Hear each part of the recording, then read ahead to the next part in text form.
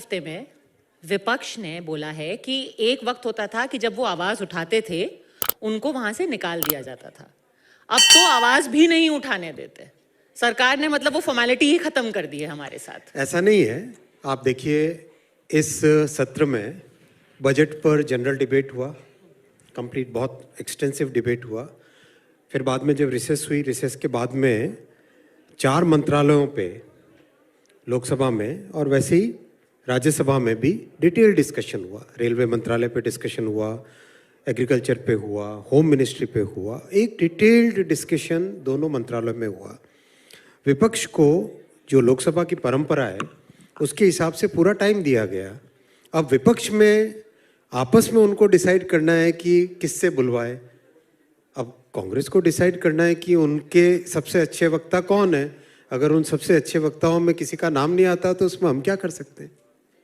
पर उन्होंने कहा, जैसे कि प्रधानमंत्री जी ने कुंभ पे वक्तव्य दिया, राहुल जी ने कहा मैं तो खड़ा भी हुआ, मैंने कहा मैं कुंभ की प्रशंसा करना चाहता था, मैं तो कहना चाहता कि हाँ कितना सुंदर था, कितना भव्य था, मेरे को बोलने ही नहीं दिया। लोकसभा एक परंपराओं से और लोकसभा में कुछ नियम है, उन नियमों से चलती है। उन नियमों के हिसाब से बात करने का सबको चांस मिलता है। जैसे मैंने आपको बताया, इतना लंबा टाइम दिया गया ऑपोजिशन को, उसमें कई उनके वक्ता बोले, उसमें बोलना चाहिए था, लंबा भाषण देना चाहिए था, 45 मिनट का भाषण देना चाहिए था। बट ये अच्छी चीज है कि उन्होंने कहा कि उनको कुंभ पसंद आया, वो भी उसकी प्रशंसा करना चाहते थे। अच्छी बात है, मौका मिलता तो अच्छी बात है। भारत की एक जागृति हो रही है, भारत की सांस्कृतिक धरोहर को आज दुनिया भर में पहचाना जा रहा है, बहुत अच्छी बात है। इस देश ने 50-60 वर्षों तक, करीब 60 वर्षों तक कांग्रेस का राज देखा। 60 वर्षों में से 4 दशक ऐसे निकले जो कि हमारे लिए, देश के लिए एक तरीके से जिसमें कोई ग्रोथ नहीं, नौजवानों के लिए अपॉर्चुनिटीज नहीं थी। अब देश के सामने प्रधानमंत्री श्री नरेंद्र मोदी जी का एक नया कार्यकाल उनके सामने आया है। पॉलिटिक्स ऑफ परफॉर्मेंस का एक नया एग्जाम्पल देश के सामने सेट हुआ है। पॉलिटिक्स ऑफ परफॉर्मेंस जो आज हमारे नौजवान यहाँ सामने बैठे हैं, इनके लिए एक नई अपॉर्चुनिटी, एक नया देश, एक नई तरीके से सोसाइटी में, इकोनॉमी में डेली नए अपॉर्चुनिटीज बन रही है। वो पॉलिटिक्स ऑफ परफॉर्मेंस को आज देश रिवॉर्ड कर रहा है।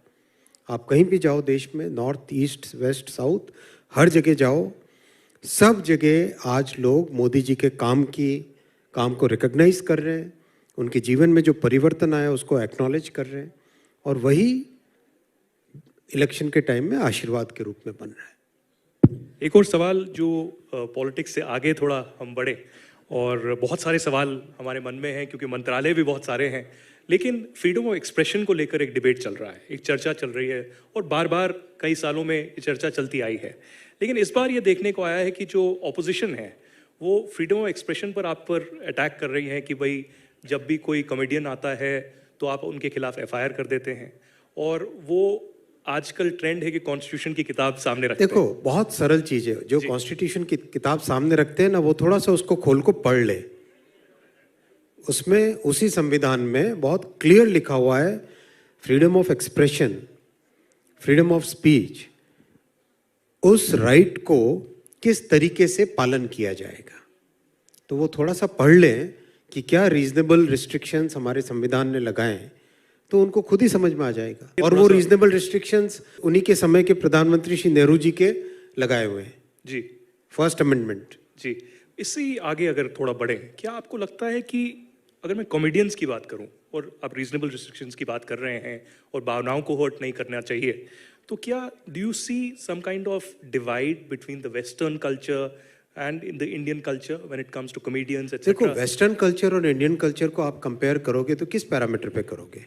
आप वेस्ट में जाओ, झंडे को जलाना फ्रीडम ऑफ एक्सप्रेशन माना जाता है। क्या मेरे देश में झंडे को जलाने की बात को आप मानोगे? कोई नहीं मानेगा। आप कैसे कंपेयर करोगे? वेस्ट में न्यूडिटी एक नॉर्म है, उसको कोई बुरा नहीं मानते। क्या हमारे समाज में इस तरह की बात को हम एक्सेप्ट करेंगे? नहीं करेंगे। हमें अपने कॉन्टेक्स्ट, अपने कल्चरल, अपना रिच हेरिटेज, हमारी सिविलाइजेशनल वैल्यूज, हमारे ईथोस, हमारी डाइवर्सिटी, हमारी मल्टीपल लैंग्वेजेस, हमारे सारे लैंग्वेजेस के बीच में इंटरेक्शन, डिफरेंट। देखो, हमारा देश कोई जियो पॉलिटिकल देश नहीं है, हमारा देश जियो कल्चरल देश है। इस देश ने एक कल्चरल फ्रेमवर्क में लोगों को एक साथ रखा है सदियों से, आज नहीं सदियों से, over many many thousands of years. तो ऐसी परिस्थिति में कंपैरिजन नहीं करना चाहिए, हमें अपनी ज़मीन, अपने लोग, अपने कल्चर, अपने इतिहास, अपनी हेरिटेज, इन सबको ध्यान में रख के हर चीज़ को करना चाहिए। जी, हम अपनी धरोहर की बात तो कर ही रहे हैं, और क्योंकि वेस्ट का जिक्र हुआ तो मुझे ये पूछना है, क्योंकि इंफॉर्मेशन वॉरफेयर की बात आती है बहुत बार, और डिसइंफॉर्मेशन बहुत इंडिया के खिलाफ होता रहा है, और खासकर हमारा जो वेस्टर्न नेबर है वहाँ से बहुत सब कुछ होता है। और आप देख रहे हैं कि जैसे यूट्यूब है या अलग अलग कंटेंट और सोशल मीडिया है, उसमें बहुत सारा प्रहार जो है इंडिया के खिलाफ होता है, और आपकी मिनिस्ट्री भी इस पर बहुत काम कर रही है। तो कैसे इस डिसइंफॉर्मेशन या मिसइंफॉर्मेशन कैंपेन को टैकल किया जा सकता है? ये बड़ी प्रॉब्लम है वाकई, और मिस इन्फॉर्मेशन की इस पूरी कैंपेन को जो कई तरह के लोग चलाते हैं, उसको हमें देशवासियों में एक अवेयरनेस के साथ, कानून की जो परिधि है, आईटी एक्ट है, भारतीय न्याय संहिता है, इन सब का उपयोग करके और एक इन प्लेटफॉर्म्स के साथ बातचीत करके भी हर तरीके से, हर एक एस्पेक्ट से इसको कंट्रोल करना चाहिए। क्योंकि देखो, आज के युग में इंफॉर्मेशन इतनी ज़्यादा है, ओवरलोड है, लेकिन उसको कॉन्टेक्चुअलाइज करके समझना, उससे ठीक उसका कंक्लूजन निकालना, वो बहुत ज़रूरी है। तो ऐसे में सबकी जिम्मेदारी बनती है, और सरकार अपनी तरफ से पूरा काम कर रही है इसमें। सर, आप कल्चर की बात कर रहे थे। एक तरफ हम मॉडर्निटी की तरफ भी हैं और उसको हम प्रमोट करते हैं कि we want to be a modern emerging super power. दूसरी तरफ इतना सारा कंटेंट है, भले से ये इंफॉर्मेशन वॉरफेयर की बात हो या फिर जो इंफॉर्मेशन ओटीटी कंटेंट, यूट्यूब, सब हमारी तरफ आ रहा है। क्या इसको रेगुलेट किया जाएगा? कैसे वो फाइन बैलेंस स्ट्राइक किया जाएगा कि आप मॉडर्न कंटेंट देखिए लेकिन एक लाइन क्रॉस ना हो? नहीं, आपकी बात सही है। हर एक सोसाइटी में कुछ बाउंड्रीज होती हैं। हम अपने घर में जैसे बिहेव करते हैं, घर के बाहर, सोसाइटी में, सोशल फंक्शंस में, हर जगह कुछ एक नॉर्म्स सोसाइटी डिफाइन करती है। उन नॉर्म्स को मानना चाहिए, और जैसा आपने पहले पूछा, हमें जो नॉर्म्स दूसरी दुनिया में लागू होते हैं, वैसे कि वैसे नॉर्म्स हिंदुस्तान में लागू होंगे ऐसा नहीं मानना चाहिए। हमें अपनी तरीके से उसका पालन करना चाहिए। क्या इसके लिए सरकार एक बिल कंसिडर कर रही है ओटीटी प्लेटफॉर्म्स को लेकर? देखिए, कानून ऑलरेडी है और कानून का पालन भी हो रहा है अच्छे से। महत्वपूर्ण बात यह है कि इसमें सबको मिलके एक कंसेंसस करके सोसाइटी में सभी को मिलके इसके ऊपर एक एक्शन लेना पड़ेगा। जी अश्विनी जी, एक बहुत बड़ा डिस्ट्रप्शन जो पिछले कुछ सालों में आया है वो है आर्टिफिशियल इंटेलिजेंस का, और सबसे प्रमुख इसमें चीज़ ये है कि डेटा की सिक्योरिटी कैसे हो, और जो डेटा जो देश सबसे ज़्यादा रखता है उसकी प्राथमिकता और आगे बढ़ जाती है। तो चाइना और अमेरिका की बहुत सारी पहले रही हैं, डिस्ट्रप्टिव टेक्नोलॉजीज अभी आई हैं, तो इंडिया इसमें रेगुलेशन को लेकर आर्टिफिशियल इंटेलिजेंस और बाकी जो नॉन गवर्नमेंट एंटिटीज़ भी हैं उनको और प्रोत्साहन, इसमें इंडिया को एआई लीडर बनाने के लिए क्या करेगा? हमारे देश में, हमारे नौजवानों में, हमारे साइंटिस्ट में टेक्नोलॉजी की इतनी अच्छी समझ है, और जो लीड आज कई टॉपिक्स में, कई मेजर टेक्नोलॉजिकल सब्जेक्ट्स में भारत जो लीड ले रहा है, मुझे पूरा विश्वास है एआई में भी भारत इसका उपयोग बहुत अच्छा करेगा। एआई जो आज आप चैट जीपीटी वगैरह के माध्यम से देखते हैं, वो उसका एक बहुत छोटा सा रूप है।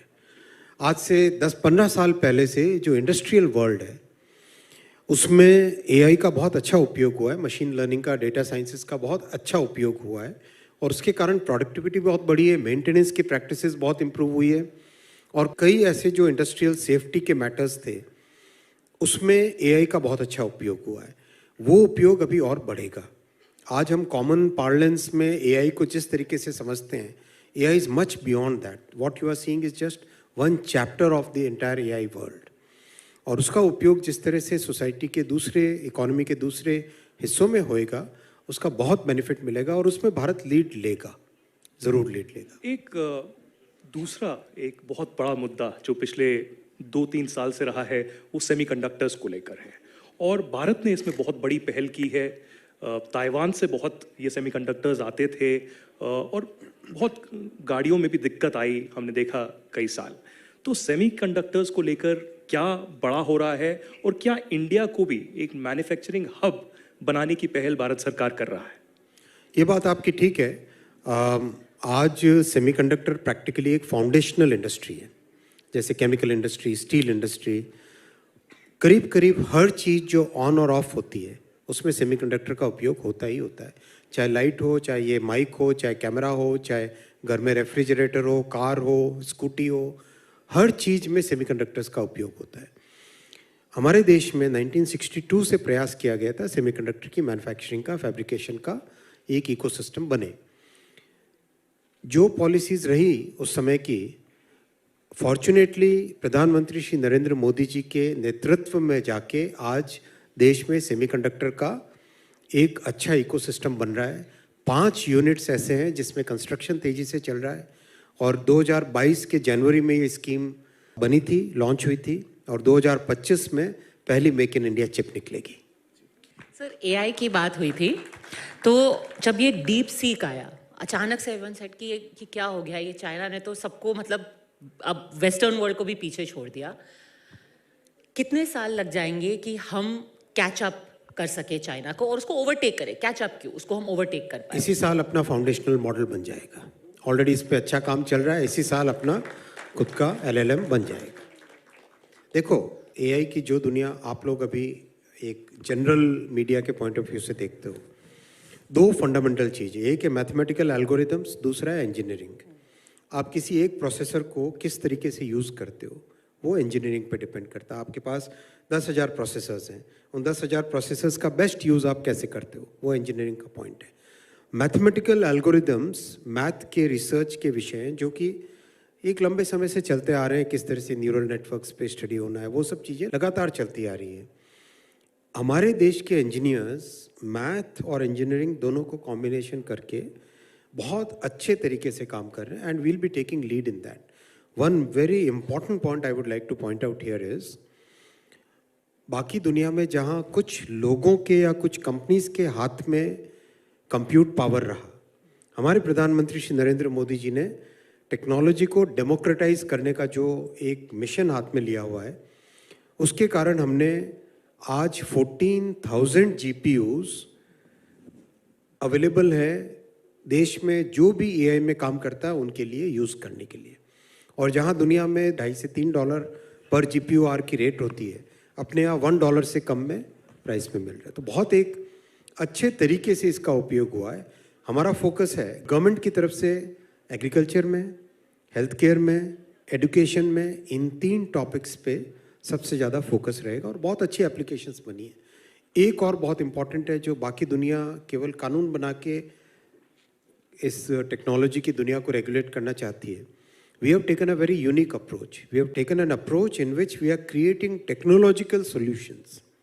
जैसे IIT जोधपुर में डीप फेक को डिटेक्ट करने की टेक्नोलॉजी बनी है, जैसे IIT मुंबई में जगह जगह देश की कई सारे इंस्टीट्यूट्स में काम चल रहा है जिसमें वाटर मार्किंग कैसे हो, लेबलिंग कैसे हो, डीप फेक है तो उसका डिटेक्शन किस तरह से ऑथेंटिक तरीके से हो, अनलर्निंग कैसे करो, बायस कैसे हटाओ।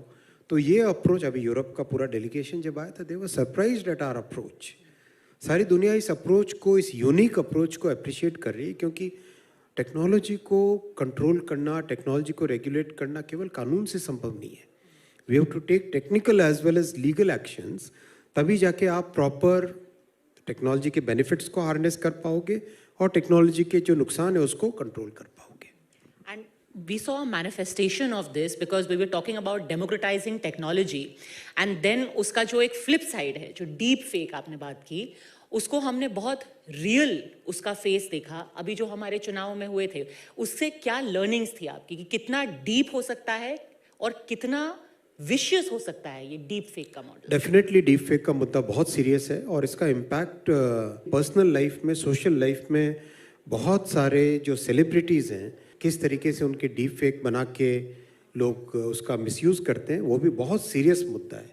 मैं इस मुद्दे को सीरियस मानता हूँ और अभी जो भारतीय न्याय संहिता बनी है उसमें बहुत बड़े प्रावधान किए गए। सेक्शन 111 है, इस तरह के सेक्शंस हैं जिसमें इस तरह के फ्रॉड और इस तरह का मिसयूज़, मिस इन्फॉर्मेशन करके जो दिक्कतें आती है उसके अगेंस्ट बहुत स्ट्रिक्ट एक्शन लिया जाता है। अश्विनी जी, भारत सरकार ने पिछले 1 साल या 2 साल में बहुत ज़्यादा क्रिएटर्स को प्रोत्साहन दिया है। क्रिएटर अवार्ड्स जो हैं घोषित किए हैं, पूरे इंडिया भर से लोगों को जो है अवार्ड्स दिए गए। इसी के तहत आपने अनाउंसमेंट किया कि वेव समिट इस बार होने जा रहा है, तो इस बार क्या हटके हो रहा है? हमने सुना कि एंटरटेनमेंट आइकन्स, मीडिया सीईओज को एक प्लेटफॉर्म के तहत वहाँ लाया जाएगा। मेन मुद्दा और फोकस इसका क्या रहेगा? देखो, सीईओज वगैरह आएंगे वो सब अलग जगह है, लेकिन ये जो नौजवान बैठे हैं हमारे, इनकी जो क्रिएटिविटी है और इन्होंने जो टेक्नोलॉजी को अडॉप्ट किया है वो एक यूनिक फिनोमिनन है। एक वो दुनिया थी जिसमें बड़े बड़े स्टूडियोज़, बड़े प्रोडक्शन हाउसेस, केवल उन्हीं के पास क्रिएटिव लोगों को अपॉर्चुनिटी देने का एक प्लेटफॉर्म था। आज की प्रधानमंत्री जी ने जिस तरह से डिजिटल इंडिया के जरिए से देश के हर कोने में, देश के हर नागरिक को टेक्नोलॉजी से एम्पावर किया है, उसके कारण आज बिहार के एक छोटे से गांव में बैठ के बच्चा कुछ अच्छा क्रिएट करता है, एक अच्छा संगीत, अच्छा गाना बनाता है, 10 मिलियन व्यूज़। आप देश के कोने कोने से टैलेंट आज उभर के आ रहा है। इस क्रिएटर्स इकोनॉमी को एक प्लेटफॉर्म देने का प्रधानमंत्री जी ने संकल्प लिया। नौजवानों को एक ये जो नई एक ताकत बन रही है, उनको टेक्नोलॉजी की ट्रेनिंग, हमारा जो आईआईटी सिस्टम है, आईआईटी सिस्टम जैसा कि जैसा IICT, Indian institute of creative technologies, जिसका पहला इंस्टीट्यूट बनेगा मुंबई में, वैसे कंप्लीट आईआईटी जैसा ही आईआईसीटी सिस्टम बनाना, और जैसे ऑस्कर है दुनिया में ट्रेडिशनल वर्ल्ड के लिए, कांस है दुनिया में एक अलग तरीके से क्रिएटिव दुनिया के लिए, वैसा ही आज की नई जनरेशन के लिए इस क्रिएटिव इकोनॉमी के लिए वेव्स बड़ा प्लेटफॉर्म बनेगा। और इस साल भारत की 25 लैंग्वेजेस में जब क्रिएट इन इंडिया चैलेंज घोषित हुआ, लाखों लोगों ने उसमें पार्टिसिपेट किया है। 80,000 के आसपास तो फाइनल एंट्रीज हैं। एक पर्टिकुलर में 5 मिलियन, 50 लाख के आसपास एंट्रीज आई एक पर्टिकुलर कैटेगरी में। There are 32 categories in which this create in India challenge has been going on for many months now. अगले साल हम दुनिया की और 25 लैंग्वेजेस को जोड़ेंगे, और आप देखना अगले कुछ वर्षों में लोग जैसे ऑस्कर के अवार्ड के लिए उत्साहित होते हैं ना, वैसे ही दुनिया भर के, यूरोप के, अमेरिका के, अफ्रीका के, जापान के, कोरिया के क्रिएटर्स वेव्स में आने के लिए उत्साहित होंगे। चलिए, तो यहाँ हमारे ऑडियंस में जितने यहाँ यंग टैलेंटेड क्रिएटर्स हैं, दैट्स योर क्यू। अब आप अपना काम पे लग जाइए आप। पर सर, अगेन फिर यहाँ पे स्ट्राइकिंग द बैलेंस की बात आ जाती है। क्रिएटर्स को एनकरेज करने का इस सरकार ने पहल की है, लेकिन अभी हाल ही में एक और क्रिएटर की मैं बात कर लूँ, उन्होंने कुछ बोला और उसके बाद उनका बहुत लंबा पुलिस के केस हुए, समन्स हुए, एक जिसको कहते हैं कि social media almost lynch mob उनके पीछे पड़ गया। अब जो यंग लोग होते हैं उनसे जब हम बात करते हैं, वो कहते हैं हमारी एक अलग इकोसिस्टम है, हमारे में ये सब चलता है, ये जोक्स, हमारी लैंग्वेज अलग है, हमारा वाइब अलग है, हमारी भाषा अलग है। क्या वहाँ पे एक जिसको कहते हैं कि विरोधाभास आ जाता है कि आप एनकरेज तो कर रहे हैं बट उनकी वाइब चेक नहीं हो पा रही है?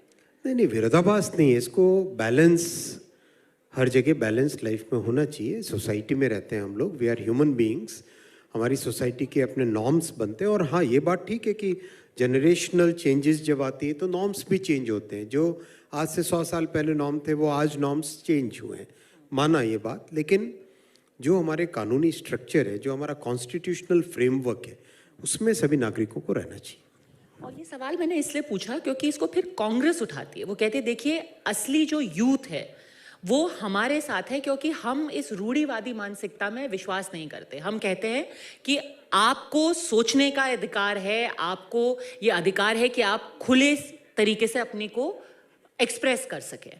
बिल्कुल एक्सप्रेस करें यूथ, और उनको सारी अपॉर्चुनिटीज प्रधानमंत्री श्री नरेंद्र मोदी जी की सरकार दे रही है।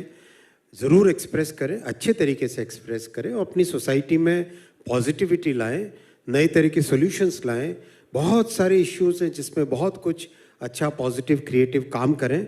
यही हमारा आप सबसे निवेदन है। एक और मंत्रालय की ओर बढ़ते हैं जो सबसे महत्वपूर्ण मैं कहूँगा रेलवेज और उसमें मैं ये पूछना चाहूँगा, क्योंकि मैं भी जम्मू कश्मीर से हूँ, कि जम्मू कश्मीर के लिए सालों बाद जो है रेल कनेक्टिविटी अब हो रही है।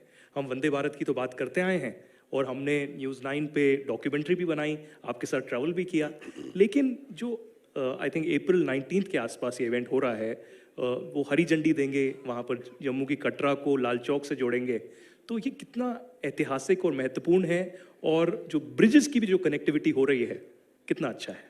चलिए, यहाँ जो ऑडियंस बैठी है उनको मैं एक छोटा सा क्विज पूछता हूँ, जरा ध्यान देना इधर। हाँ, ये बताओ, चेनाब ब्रिज, आपने फोटो देखा है चेनाब ब्रिज का?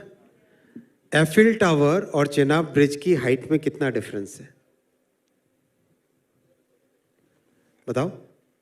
35 meters. Chenab bridge Eiffel tower से भी 35 मीटर्स ऊंचा है। इनक्रेडिबल। बहुत बड़ा इंजीनियरिंग मार्वल है। इंजीनियरिंग के अलावा जो भावना है उसके पीछे, श्रीनगर को, कश्मीर की घाटी को जम्मू से जोड़ने की, वो भावना महत्वपूर्ण है। और कश्मीर घाटी में रहने वाले हमारे सभी नागरिकों के जीवन में एक जो बड़ा परिवर्तन लाने का, अच्छे तरीके से उनके यहाँ सामान ढंग से पहुँचे, वो लोग ठीक से ट्रैवल कर पाएँ, हेल्थ फैसिलिटीज़ के लिए हर तरीके से, और देश का एक बहुत महत्वपूर्ण हिस्सा, जो हमारा देश का एक महत्वपूर्ण वर्ग है, वहाँ भी वही विकास की धारा पहुँचे जो देश भर में हो रहा है। उस भावना के साथ मोदी जी ने इस ब्रिज को, जो वर्षों से पेंडिंग था, ये रेलवे लाइन बहुत कॉम्प्लेक्स है। इसमें आप देखोगे tunnel bridge, tunnel bridge, tunnel, इस तरह से है, प्लेन एरिया नहीं है कोई। और हिमालयन माउंटेन्स बहुत ही यंग माउंटेन्स है। इन यंग माउंटेन्स में टनलिंग का काम करना बहुत डिफिकल्ट होता है। इसमें एक नया टनलिंग का मेथड इन्वेंट हुआ है, उसका नाम है हिमालयन टनलिंग मेथड। अब तक दुनिया चलती थी न्यू ऑस्ट्रियन टनलिंग मेथड से। और इस पूरे अपना जो नॉर्थ ईस्ट का काम लो, हिमाचल का काम लो, जम्मू कश्मीर का काम लो, इन सब के कारण, उत्तराखंड के काम प्रोजेक्ट्स के कारण एक नया टनलिंग का मेथड इजाद हुआ है, हिमालयन टनलिंग मेथड। जब से रेलवे बनी तब से लेके 2014 तक, 2014 तक 125 किलोमीटर टोटल टनल्स थी पूरे रेलवे सिस्टम में। 2014 से 2024 तक 400 किलोमीटर नई टनल्स बनी। तो काम इस पेस पे हो रहा है, इस स्केल पे हो रहा है मोदी जी के टाइम में, कि देश का हर कोना, हर व्यक्ति, हर जन उससे उसका बेनिफिट मिल रहा है। अश्विनी, एक चीज़ हमने जो ऑब्जर्व की है कि जब भी आप विदेश जाते हैं, आप बारीकी से कोशिश करते हैं ये देखने का कि वहाँ की मॉडर्न टेक्नोलॉजी जो रेलवेज़ की है या मेट्रोज़ की है, क्योंकि हमने आपको जर्मनी बुलाया था, स्टुटगार्ट में, आप उस वक्त भी देखिए देखने वहाँ पर गए, तो ऐसी क्या कुछ नई टेक्नोलॉजीज़ हैं जो रेलवेज़ में इंट्रोड्यूस हो सकती हैं या हो रही हैं? और ख़ासकर मैं सेफ्टी पॉइंट ऑफ व्यू से भी बता रहा हूँ, क्योंकि अनफॉर्चुनेटली जितने भी कदम उठाए उसके बावजूद कुछ रेलवे एक्सीडेंट्स होते हैं, तो उसको बचाने के लिए क्या कार्रवाई हो रही है? नहीं, आपने सही कहा, हमें दुनिया में जो कुछ भी बेस्ट है वो हमें सीखना चाहिए। जहाँ से भी सीखने को मिले हमें सीखना चाहिए, और हर वक्त कंटिन्यूसली इम्प्रूवमेंट करने का माइंडसेट ऐसा रखना चाहिए कि हम कंटिन्यूसली अपने आप को, अपने सिस्टम को इम्प्रूव करते रहें। इसीलिए रेलवे में जहाँ पर भी अपॉर्चुनिटी मिलती है, अभी डेवॉस गए तो डेवॉस में आधा समय मैंने बिताया रेलवे की वहाँ की मेंटेनेंस प्रैक्टिसेस को समझने का, और प्रैक्टिकली जो लोग काम करते हैं उनके साथ 4-4 घंटे बिता के ढंग से समझ के, और उनमें से बहुत सारी प्रैक्टिसेस को अपने यहाँ इम्प्लीमेंट भी कर रहे हैं। जापान से हो, जर्मनी से हो, दुनिया में किसी भी देश से सीखने को मौका मिले, सीखना चाहिए। इस सब का रिजल्ट भी आया है। कंपेयर टू लालू जी के पीरियड से, ममता जी के पीरियड से 90% रिडक्शन हुआ है एक्सीडेंट्स में, 90%। और बहुत अच्छा इसका एक मेथड है वो अडॉप्ट किया हमने, रूट कॉज एनालिसिस का। कोई भी इंसिडेंट होता है उसका रूट कॉज एनालिसिस करते हैं, फिर कहीं पे टेक्नोलॉजिकल चेंज लाना होता है, कहीं पे प्रोसीजरल चेंज लाना होता है, कहीं पे ट्रेनिंग के मेथड्स में चेंज लाना होता है, कहीं पे पूरे इंफ्रास्ट्रक्चर को ही चेंज करना पड़ता है। इतना बारीकी से जाने के कारण रिजल्ट अच्छे हैं, लेकिन इस पे हमें सेटिस्फाइड नहीं होना है। हमें इससे भी बहुत आगे और भी ज़्यादा रिलायबिलिटी बढ़ानी है, और भी ज़्यादा मेंटेनेंस को इम्प्रूव करना है, तभी सेफ्टी का इम्प्रूवमेंट आएगा। फंड्स की आज कमी नहीं है, फंड्स मोदी जी पर्याप्त दे रहे हैं, टीम पूरी तरह से मेहनत कर रही है और इसके रिजल्ट भी देखेंगे। एक मैं आपसे सवाल पूछना चाहती हूँ, जो कांग्रेस अभी री इन्वेंशन करने की कोशिश कर रही है, जैसे हमने दिल्ली चुनाव में देखा, गो इट अलोन उनका फॉर्मूला था। अब इंडिकेशंस ये भी हैं कि शायद बिहार में भी वो ऐसा ही फॉर्मूला यूज करेंगे। क्या आपको लगता है कि ये उनको डिविडेंड्स देगा, कि खुद को सशक्त करेंगे वो, अब किसी के ऊपर पिगी बैक करके अपने पॉलिटिकल फॉर्च्यून्स को रिस्क नहीं? तो इसका मतलब कांग्रेस मान गई कि इंडी गठबंधन टूट चुका है। वो तो आपने फ्लिप साइड दी, बट काम कर रहा है। दिल्ली में उन्होंने कहा कि भाई हमने कम से कम दिल्ली में खुद के कितने पैर वोट जमाए आए? हैं। दिल्ली में कितने वोट आए उनके?